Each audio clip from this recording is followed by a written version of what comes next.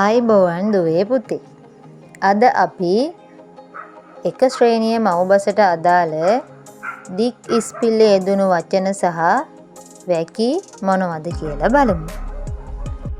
දුවේ පුතේ. දික් ඉස්පිල්ලේ ශබ්දය වන්නේ ඊ ශබ්දය.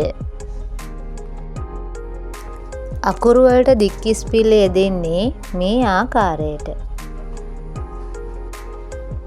දික් ඉස්පිල්ල යෙදුණු වචන. මීයා, සීයා, සීනි, ලීක්ස්, තීන්ත, මීකිරි, දීසිය,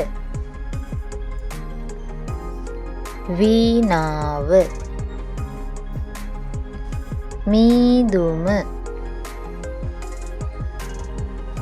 සීගිරිය, පීනනවා, පීකරය, පීරිසිය, මීවදය, වීකරල්, වයලීනය.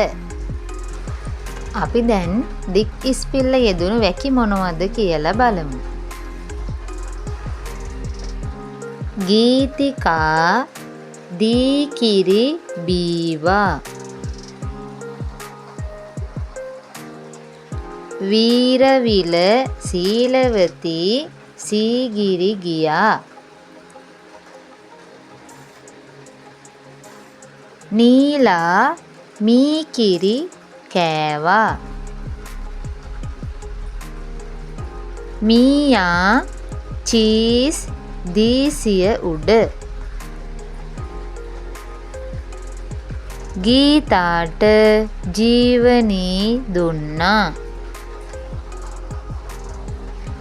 මීමැස්සා ඉගිල ගියා. තවත් මෙවැනි වැදගත් වීඩියෝ නැරඹීමට Knowledge Plus අපගේ YouTube චැනලය සබ්ස්ක්‍රයිබ් කරන්න.